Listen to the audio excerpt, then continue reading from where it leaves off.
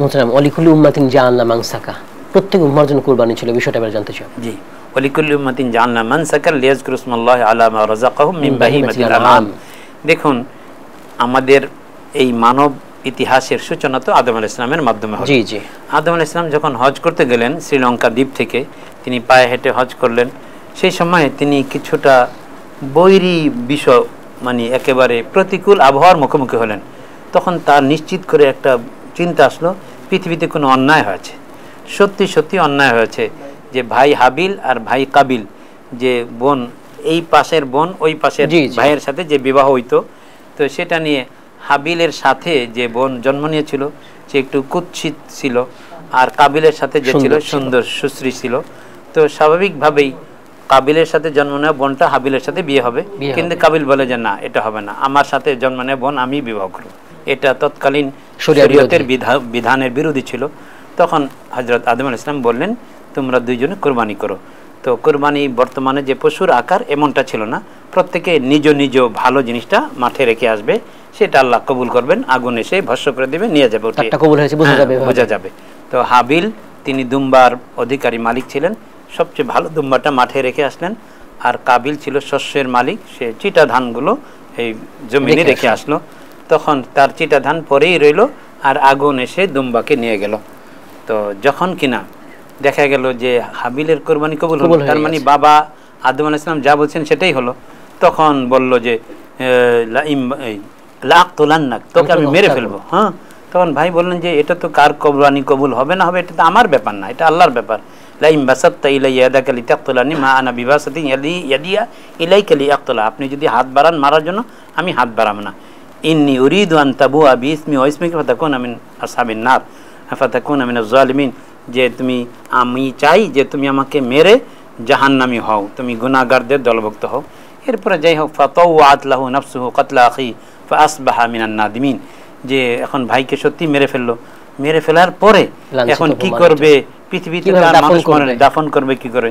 আল্লাহ পাক রব্বুল আলামিন মানুষের বিবেক শক্তি যখন লোপ পেয়ে যায়, তখন একটা ইতর প্রাণী ফাবাসাল্লাহু গুরাবান ইয়াবআসু ফিল আরদ লিয়ুরিয়াহু কাইফা ইওয়ারি সাওআতা আখি ফাআসবাহা মিনান নাদিমিন, যে একটা কাক আরেকটা মরা কাককে এভাবে মাটির মধ্যে করে দাফন করলো। এটা দেখে তার মাথায় আসলো কাবিল, আমিও ভাইকে এভাবে দাফন করি। তো হায় হায়, একটা কাকের বুদ্ধি আমার মাথায় এলো না, সে খুবই অনুতপ্ত হলো। আদম আলাইহিস সালাম বুঝতে পারলেন, আরে তাহলে এই যে সমুদ্রে যে তুফান আসতেছে, ঢেউ আসতেছে, এটাতে ছিল না, সমুদ্র তো শান্ত ছিল, তো নিশ্চয়ই পৃথিবীতে কোনো নাফরমানি হয়েছে। আসলে তিনি হজে যাওয়ার পরেই হত্যাকাণ্ড হইল। এই জন্য হাদিসের মধ্যে আছে যে আউয়ালু মান সান্নাল কাতলা কাবিল, এজন্য যত মান সান্না সুন্নাতান সাইয়্যাতান ফালাহু উজরুহা ওয়া উজরু মান আমিলা বিহা, যত খারাপ কাজ হবে, কতল হবে, তার একটা ভাগ এই কাবিলের আমল নামায় পড়বে, যেহেতু মানুষকে সে কতল শিখায়। এজন্য আমরা যে কোরবানি, যে লিয়াযকুরু ইসমাল্লাহ লিকুল্লিন জাআলনা মানসাকান, প্রত্যেক জাতির মধ্যেই কোরবানি ছিল। কোরবানির সিস্টেমটা এটাই প্রথম কোরবানি ছিল, এটাই প্রথম হাবিল কাবিলের কোরবানি। হাবিল কাবিলের কোরবানিটাই এই আকারে মানব ইতিহাসের প্রথম কোরবানি। এরপরে যখন আল্লাহ পাক রব্বুল আলামিন এই কালের পরম্পরায় এবার আস্তে আস্তে ইব্রাহিম আলাইহিস সালামের সময় আসলো, ইব্রাহিম আলাইহিস সালামকে আল্লাহ তাআলা স্বপ্নের মাধ্যমে নির্দেশ করলেন যে তোমার প্রিয়জনকে কোরবানি করো। তখন তিনি 100 উট, আবারও 100 উট, আবারও 100, 3 দিন কোরবানির প্রিয়জন কোরবানি করার নির্দেশ পেলেন। 100 উট কোরবানি করছেন কিন্তু হচ্ছে না, আল্লাহ আবারও বলছেন যে প্রিয় জিনিস কোরবানি করো। তখন ওনার বুঝে আসলো যে যেহেতু 86 বয়স আল্লাহ তাআলা সন্তান দিয়েছেন, তো এটাই আল্লাহ আসলেই চাইছেন যে খলিল মানে হলো অকৃত্রিম বন্ধু। এখন শেষ বেলায় সন্তান পাওয়ার কারণে বন্ধুত্বের মধ্যে অন্য কেউ ভাগ বসালো কিনা এটা আল্লাহ জানতে চাইছিলেন। এই জন্য পরীক্ষা করার জন্য আল্লাহ রাব্বুল আলামিন যখন এই পরীক্ষার নির্দেশ করলেন, তখন ইব্রাহিম আলাইহিস সালাম ছেলেকে নিয়ে যাওয়া শুরু করলেন কোরবানিতে। মিনায় যে আপনি দেখেছেন যে পাহাড়ের মধ্যে ছোট্ট একটা গম্বুজের মতো আছে, ওই জায়গাতে একেবারে তাকে কোরবানি করার জন্য নেওয়া হয়েছিল।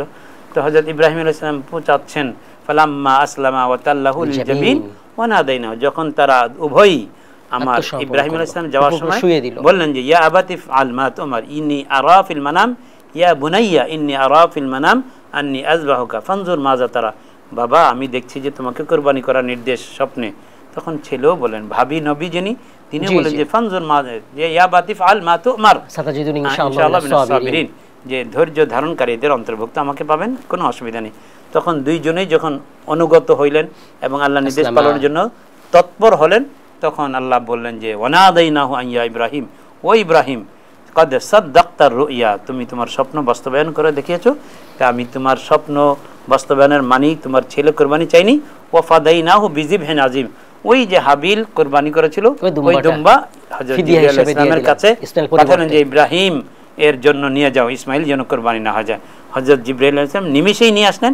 আর যেহেতু বাবার চোখ বন্ধ ছিল, তিনি পৌঁছাইতেছেন, দেখা গেল ইসমাইল সরে গিয়েছে আর সেই জায়গায় দুম্বা কোরবানি হয়ে গেছে। তো এটা হলো আমাদের আমরা যে কোরবানি করি ইব্রাহিম আলাইহিস সালামের কোরবানি থেকে সুন্নাত আবিকুম ইব্রাহিম, যেটা জি মুহতারাম সুন্দর বলেছেন।